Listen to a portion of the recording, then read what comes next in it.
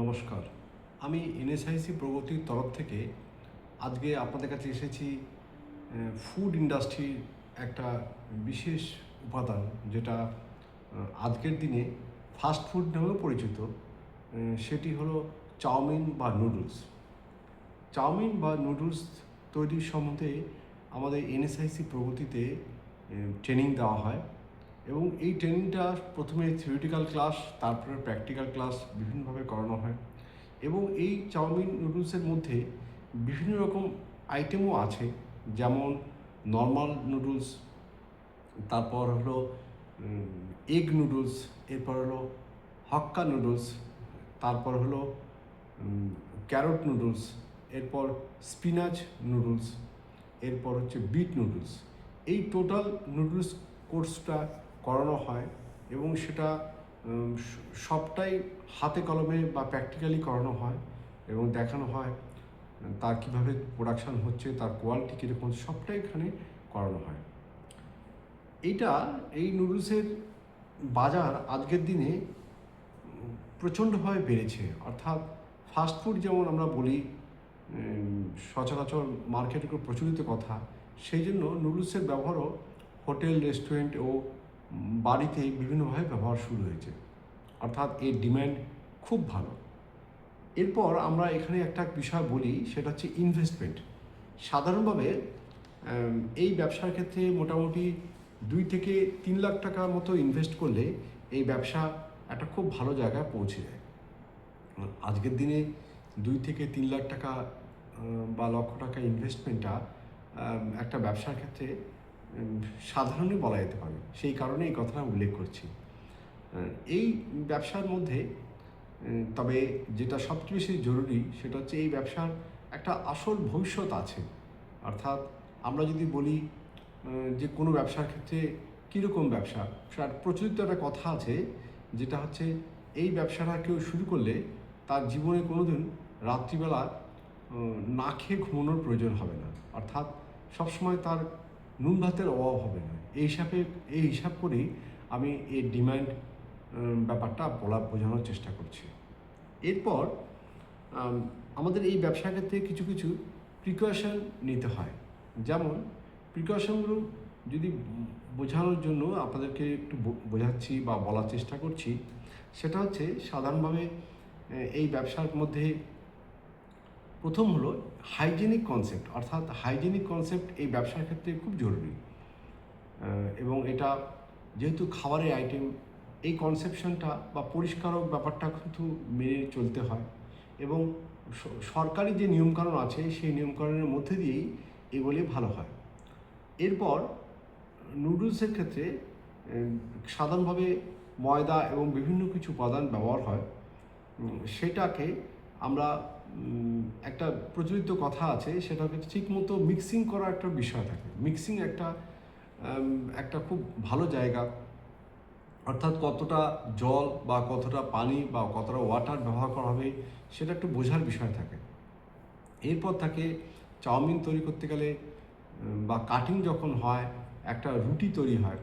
রুটি সাধারণভাবে করা হয়, কিন্তু চাউমিনের ক্ষেত্রে রুটি না করে তারপর পরোটার মতো অর্থাৎ 2-3 ভাঁজ করে সেটা করলে এই ব্যাপারটা ভালো হয়।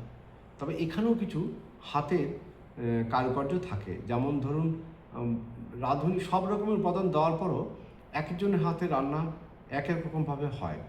তবে এইটা বোঝার বিষয় থাকে যে যিনি করছেন, যিনি প্রোডাকশান করছেন, তার কতটা টেকনিক্যাল নো হাউ বা নলেজ আছে, এইটা কিন্তু খুব জরুরি। আর এই কাজটা, এই পারদর্শিতা আসে যদি কোনো এন্টারপ্রেনার এই ধরনের নুডলস তৈরির ক্ষেত্রে প্রশিক্ষণ সুচারুভাবে নেয়।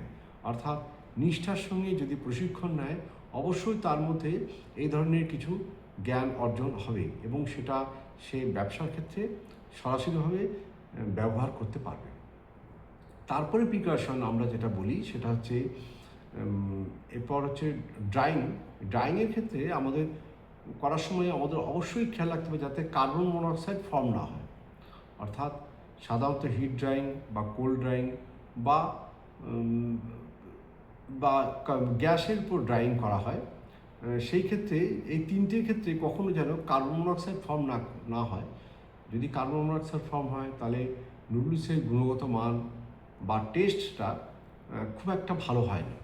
এটা একটা খুব বড় বিষয়। তারপর হচ্ছে সাধারণত নুডলস বা চাউমিন ৭২ থেকে ৮০ ডিগ্রি টেম্পারেচারে সেটা ড্রাই হয়, এবং এই ড্রাইয়ের যে টেম্পারেচারটা অবশ্যই সুচারুভাবে মেনটেন করতে হয়, যাতে অতিরিক্ত ড্রাই বা কম টেম্পারেচারে ড্রাই করার চেষ্টা করলে তাতে তার গুণগত মান, তার টেস্ট নষ্ট হয়ে যায়। তারপর আমরা এরপর হচ্ছে তার প্যাকিং একটা খুব বড় জায়গা নুডলসের ক্ষেত্রে। তার মধ্যেও কিছু গোপনীয়তা বা কিছু পর্যায় থাকে, যাতে প্যাকিংটা সুচারুভাবে করতে হয়। সাধারণভাবে মানুষের অভিজ্ঞতা অনুযায়ী প্যাকিং আবার কী জিনিস আছে, কিন্তু এক একটা আইটেমের ক্ষেত্রে এক এক রকম নিজস্ব প্যাকিং পদ্ধতি অবলম্বন করতে হয়, যেটা ব্যবসার ক্ষেত্রে বা মার্কেটিংয়ের ক্ষেত্রে খুব উপযুক্ত। অর্থাৎ সেটা সঠিকভাবে সংরক্ষণ করাটা খুব জরুরি। এরপর আমরা আসি কত রকমের চাউমিন আমরা যে তৈরি করছি তার বাজারে বিভিন্ন গেটআপে বিভিন্ন পরিস্থিতির মধ্যে দিয়ে বাজারে মার্কেটে প্রচলিত হয়, এবং সেটা ব্যবহার সেইভাবেই করতে হয় যাতে মার্কেটে তার ডিমান্ড অনুযায়ী যাতে প্রোডাকশনটা ঠিকমতো করা যায়। তারপর আমরা যেটা বলি, একটা ব্যবসা ইনভেস্ট করব, টাকা আপনার ইনভেস্ট করার পরও একটা প্রফিটের একটা বিষয় থাকে। সেই প্রফিটটা সাধারণভাবে এই ২ থেকে ৩ লাখ টাকা ইনভেস্ট করলে একটা মাসের শেষে মোটামুটি একটা খুব ভালো জায়গায় পৌঁছানো যায়, যাতে কতটা অ্যামাউন্ট হবে, ইনকাম হবে বা প্রফিট হবে, এর চেয়ে বেশি জরুরি হচ্ছে একজন এন্টারপ্রেনার পরিশ্রমের সঙ্গে ব্যবসা করলেন, কাজ চালু করলেন, এবং তার যেন ঘর পরিবার যেন কোনো কষ্টের মধ্যে দিয়ে যেতে না হয়, বা একটা সাধারণ অবস্থার মধ্যে যেন বেঁচে পড়তে পারে। এইটা কিন্তু ব্যবসা ক্ষেত্রে খুব জরুরি। আমরা খুব বেশি প্রফিট যখন করছে বা খুব কম প্রফিট করছে, এটাও যেমন বিষয়, কিন্তু এরা মধ্যম মানের প্রফিট করছে, যাতে তার ঘর পরিবার সংসার ঠিকমতো পরিচালনা করতে পারছে, এটা কিন্তু ব্যবসা ক্ষেত্রে প্রথম জরুরি। আমাদের ক্ষেত্রে একটা কথা মনে রাখতে হয়, আমরা যে পথ জানি সেই পথেই এগোনো উচিত। যে পথ জানি না সেই পথে এগোলে বিপদের সম্ভাবনা খুব বেশি থাকে। অর্থাৎ বেশি প্রফিট করতে গিয়ে যদি প্রোডাক্টের গুণগত মান খারাপ হয়ে যায়, সেটা খুব কষ্টদায়ক হবে। সেই ক্ষেত্রে আমরা একটা মধ্যম মানের প্রফিটের ক্ষেত্রে বলি, যাতে একটা ব্যবসা শুরু করার পর তার সংসার পরিবার যেন ঠিকমতো চলে। এরপর আমরা ফিউচার বা ভবিষ্যৎ, ধরুন একটা এন্টারপ্রেনার বা কোনো ম্যাডাম, কোনো মানে পুরুষ বা ব্যবসায় শুরু করলেন, একটা ইনভেস্ট করলেন, অনেক কষ্টের টাকা সে ইনভেস্ট করলো।